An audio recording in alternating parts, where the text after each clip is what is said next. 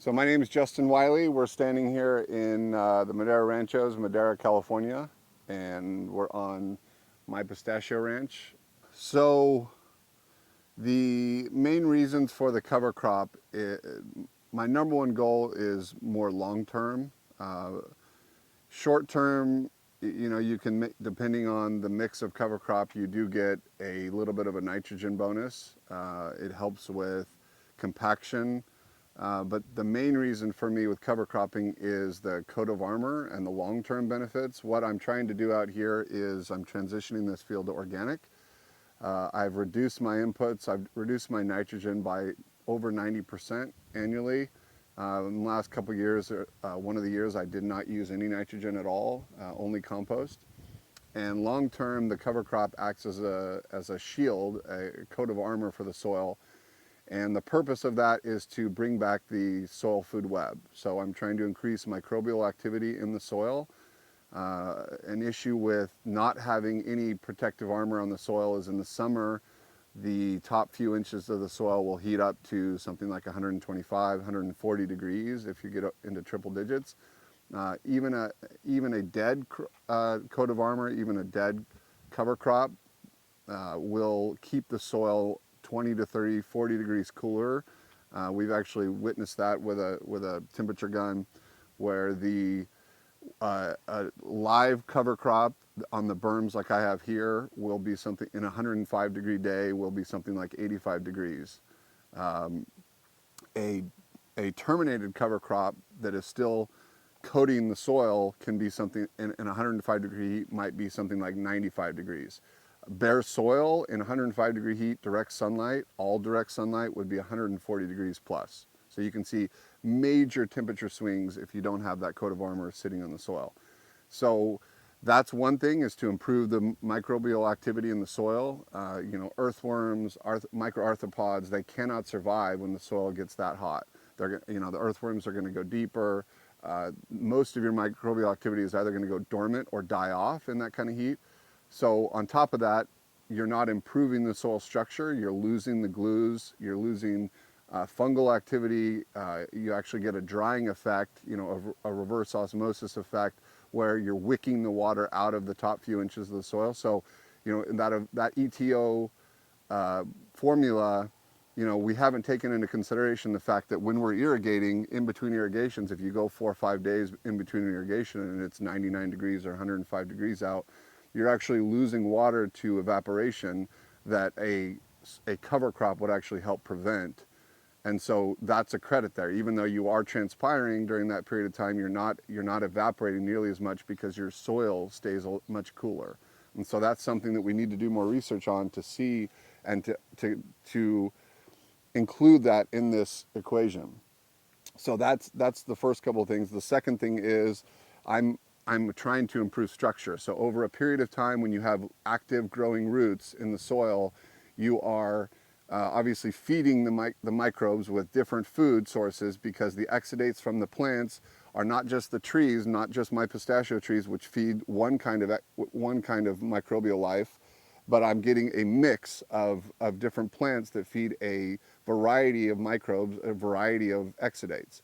So I'm actually encouraging microbial growth in the soil over time as the microbial life cycles, and I get more arthropods in it, microarthropods, earthworms, beetles, things like that. I'm gonna improve the structure of the soil. As the roots die back, I'm gonna leave gaps as the earthworms continue to process soil. I create more pores in my soil, macropores and micropores, where when the rain comes, if I have that soil structure and I've returned the glues to my soil from the fungal activity, the glomalin, I'm going to be able to retain a lot more water. And so on top of that, I'm also improving so not only the structure, I'm increasing soil organic matter. There's a lot of studies out there that show for every 1% increase in soil organic matter, you get 25,000 gallons of holding capacity in my soil. Right now, all of our soils in Madera are sitting at somewhere around 0.5% to 0.75%. I mean, we farm a lot of acreage around here, and we've taken those soil tests on everything we farm. We don't have anything above 0.75%. Now that could be native. If you take a sample on the fence line, it may not be much more than 1.5–2%, but we don't have to accept that. There is a way to improve soil organic matter. We've seen that in the Midwest. Not quite as arid of an environment, but we have trees, we have irrigation here. We have every reason to believe that we can improve our soil organic matter over the next 5-10 years. So long term, if I can increase the soil organic matter, that will improve my water holding capacity. When we have a wet year, having soil structure where I can take the water and the infiltration rate increases so that the water doesn't just wash down the canals, improving the soil organic matter in the soil should give me a huge increase in water holding capacity, to the point where I on those wet years, if I get spring rains and winter rains and I start with a full profile, my full profile could be double or triple what my neighbor's is over time if I'm doing all those things. So the point is not just this year and what my cover crop might do in 1 year, it's what can it do in 5 or 10 years if I keep that coat of armor on my soil and I improve the soil structure, improve soil organic matter. What are the long-term benefits of that? So it's hard to look at, a cost-benefit analysis, or am I using more water over 1 year, especially in a drought year when my goals are long-term. So cover crops are an integral part of my operation. Without cover crops, I couldn't do anything else that I'm trying to do. So I'm trying to improve soil structure. I'm trying to improve water holding capacity and increase organic matter. Without that coat of armor on my soil, everything else I'm trying to do, with reducing salt applications in my fertilizer, with compost, with reducing nitrogen use, reducing inputs overall. I'm not applying any fungicides, insecticide, or herbicides in my blocks. Without that, without the cover crop, all the rest of the stuff goes away. Without a coat of armor on my soil, without the ability to cover crop and keep the coat of armor on my soil, everything else I'm trying to do goes away. My name is Steven Strong, and I'm an agronomist for Ingleby Farms, USA. Well, we have the system because in monoculture agriculture, we have what we call pretty much scorched earth, which you'll see in a lot of orchards throughout California. All kinds of tree orchards employ this technique, where it's a clean field. It's a clean field. That's higher radiation. When we plant cover crops, we increase the biodiversity of the soil, we increase the root systems, increase water penetration, and also we're giving back, in the cyclic nature of an ecosystem, we're giving back food in the form of organic matter to that soil.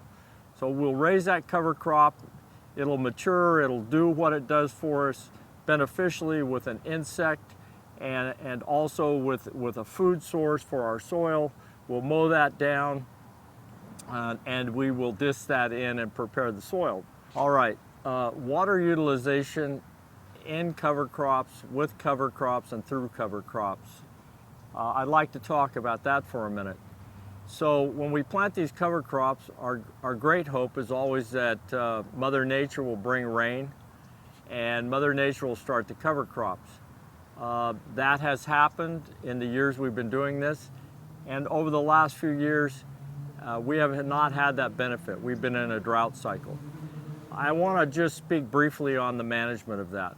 What we've been able to do is we've converted some of our drip system in our ranch, is we've been able to take that drip system out, converting it to micro sprinklers, and what we do is we actually hook in the old drip line and drag it to the middle of the cover crop in drought conditions, and we will actually be creating with our water source a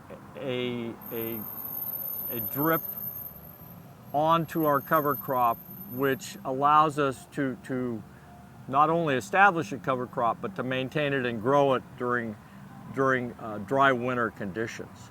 Now, the benefit of cover crops, if we cover that soil with a growing plant, we've in fact created a microclimate where there's less heat on the ground, there's more shade on the ground, the roots, when we get a good spring rain or we get 2 or 3 inches of rain, the plants will not only thrive, but the water going down will penetrate further, and it's a known fact that these plants will sustain the soil with less water efficiently. So we're actually reducing the amount of water we need to put on the crop.